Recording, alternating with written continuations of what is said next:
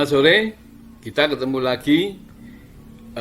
Kita akan melanjutkan pelatihan ini, dan kali ini kita akan membicarakan mengenai tegangan jatuh. Apa sih tegangan jatuh? Tegangan jatuh adalah tegangan yang dibangkitkan sepanjang konduktor. Tegangan ini akan menyebabkan tegangan yang diterima oleh beban di bawah tegangan sumber. Jadi kalau misalkan tegangan yang diterima beban itu VT, ya, maka VT sama dengan VK, atau VK tegangan kirim dikurangi VR tegangan sepanjang resistor ditambah Vx tegangan sepanjang L dan C. Jadi tegangan jatuhnya di sini Vj sama dengan VR plus Vx. Nah, dalam hal ini perjumlahannya adalah perjumlahan vektor, bukan perjumlahan aljabar. Jadi kalau kita bergerak di arus bolak-balik, maka dalam perhitungannya perjumlahan harus dengan perjumlahan vektor. Kenapa? Karena seperti telah kami jelaskan dulu bahwa mereka itu tidak satu sudut, tidak sefasa, ada beda fasanya, beda sudutnya lah. Gitu. Nah, kita gambar sebagai begini. Misalkan ini ya, garis merah ini sebagai VK, tegangan kirim. Kemudian ini arusnya mempunyai sudut dengan VK. Ya. Kemudian kita lihat VR atau tegangan jatuh sepanjang resistor itu harus sejajar dengan arus, dengan I. Sedangkan tegangan jatuh sepanjang X atau L dan C itu adalah mendahului dari I. Dalam ini mendahului atau bisa membelakangi tergantung mana yang besar, C atau L. Nah, dalam hal ini adalah L lebih besar, jadi dia mendahului dari I.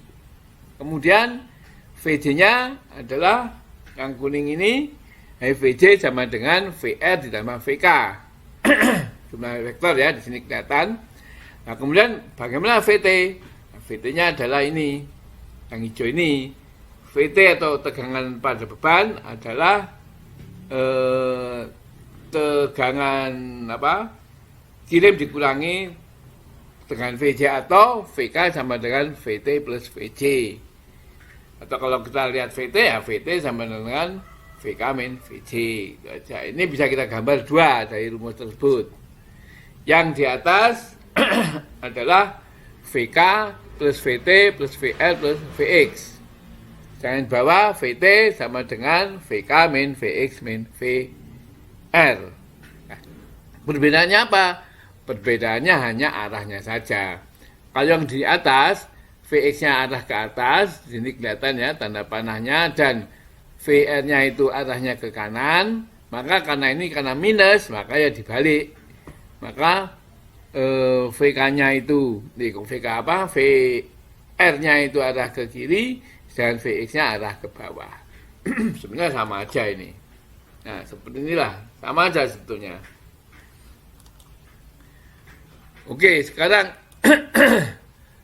tegangan jatuh dalam jaringan bagaimana? Di dalam merencanakan suatu sistem jaringan, distribusi maupun transmisi, tapi yang utama distribusi ya, maka yang perlu dicek pertama kali adalah tegangan jatuhnya. Kenapa? Karena kalau tegangan jatuhnya besar, maka tegangan terimanya juga akan kecil. Karena VT sama dengan VK kurangi VJ. Lalu berapa batas tegangannya? Batas tegangan terima itu adalah plus 5% atau minus 10% dari tegangan nominal. Jadi katakanlah misalkan nominalnya 200 volt misalkan ya, maka maksimumnya dia adalah 200 kali 105%. Berapa itu kira-kira? Ya, 5 kali 200 itu sama dengan 10 kan, jadi 210. Minusnya bisa dihitung sendiri. Itulah kira-kira batasannya. Jadi plus 5 dan minus 10% dari tegangan nominal. Selanjutnya kita pengen tahu di mana sih sebetulnya tegangan jatuh yang menyebabkan masalah tegangan bawah standar. Ternyata umumnya itu terjadi pada yang pertama, tegangan pelayanan di rumah pelanggan. Nah, ini banyak terjadi sekitar tahun 2000, di mana sistem kelistrikan kita belum begitu bagus. Banyak pelanggan yang komplain tegangannya kok rendah dan sebagainya. Yang lainnya ialah di ujung bagian instalasi yang panjang. Jadi kalau misalkan dalam satu pabrik ada jaringan panjang sekali, mungkin di ujungnya dia akan tegangannya rendah. Juga bisa yang dulu sering terjadi ialah pada listrik desa. Karena apa? Listrik desa dulu itu panjang jaringan distribusinya itu sampai 100 km. Ya jarak saja di ujungnya sudah tegangannya tinggal berapa itu, sudah rendah lah pokoknya. Tapi waktu itu nggak banyak komplain, daripada nggak berlistrik lebih baik dilistrik tapi nggak terang. Ya, karena sebagian besar juga bebannya itu hanya lampu.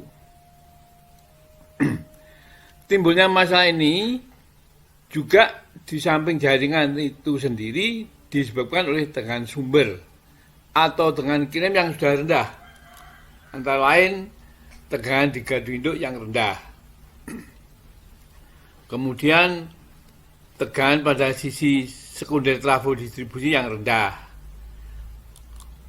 Juga tegangan pada jaringan tegangan rendah yang juga sudah rendah. Jadi ini bisa dibagikan macam-macam ya. Kalau jaringan tegangan rendah itu rendah ya mungkin karena sudah di ujung atau memang tadi itu tegangan di sekunder trafonya juga sudah rendah. Maka tegangan pada jaringan tegangan rendah juga jadi rendah.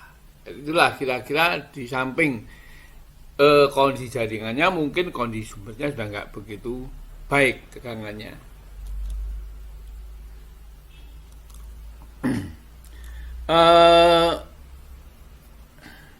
Lalu kita lihat ya, bila sumber baik maka masalah rendahnya tegangan pada jaringan distribusi dapat disebabkan oleh apa saja. Yang paling sering adalah perencanaan pemilihan jenis konduktor yang terlalu kecil penampangnya. Jadi harusnya dipakai 150, hanya dipasang 110. Itu juga bisa tegangannya di sisi penerima menjadi rendah. Karena apa? Tegangan jatuhnya besar. Kemudian beban tak seimbang, sehingga salah satu fasa beban melebihi kapasitas. Ya kan RST, R-nya cuma dibebani 40, S-nya 40, T-nya 100. Lah ini, ya, karena T100 itu arusnya terlalu besar, menyebabkan tegangan jatuhnya pun juga menjadi besar. Maka tegangan terimanya jadi menjadi kecil juga. Lalu juga ada penyambungan yang kendor. Ini paling banyak terjadi di tegangan rendah. Konektornya itu nggak bagus. Masangnya nggak bagus atau konektornya yang nggak bagus. Bisa konektornya bagus, masangnya nggak bagus, tapi juga bisa konektornya jelek, masangnya bagus. Kenapa? Kalau masang bagus dan jelek, itu biasanya kalau sudah agak lama, karena kawat itu kan bergetar terus. Kalau sudah dipasang, nah pemasangan tadi kalau kurang bagus atau sistemnya konektor nggak bagus, jadi kendor. Sehingga akhirnya apa? Kalau kendor, impedansinya jadi besar, jaringan tersebut akibatnya tegangan jatuhnya pun menjadi besar. Juga kemungkinan power factor yang jelek, ini menyebabkan apa? Naiknya nilai arus. Kenapa? Karena yang kita pakai itu sebenarnya watt, ya. Dan watt itu tetap nggak berubah-ubah, tergantung dari bebannya. Katakanlah kipas, ya, kipas itu wattnya tetap. Nah, sekarang kalau power faktornya jelek, kan kita tahu bahwa watt sama dengan power faktor kali VA. Jadi kalau faktor jelek, VA-nya kan jadi naik. Karena V-nya tetap, A-nya yang naik atau arusnya yang naik. Akibatnya apa? Kalau arus naik, tegangan jatuhnya menjadi besar. Itulah hubungan torque faktor dengan tegangan jatuh. Lalu tegangan jatuh itu dapat pula terjadi oleh satu ini, pengoperasian yang kurang tepat. Misal pembagian beban karena peranan switching yang sudah perlu ditinjau kembali sehingga jaringan terlalu panjang. Ini bisa, tapi ini jarang terjadi karena itu saya sebut dapat pula oleh. Itu maksudnya jarang terjadi lah kira-kira itu. Lalu peramalan beban yang meleset juga menyebabkan bisa. Jadi diramal 10 MVA. Ternyata prakteknya menjadi 20 MVA. Ya harusnya kalau 2 kali lipat, tegangan jatuhnya pun juga akan menjadi besar. Tapi jarang terjadi ya. Dan itu saya sebut dapat pula oleh. Nah, pelatihan kita akhiri sementara ini sampai di sini aja. Selanjutnya akan saya jelaskan mengenai cara menghitung besar tegangan jatuh di pelatihan berikutnya.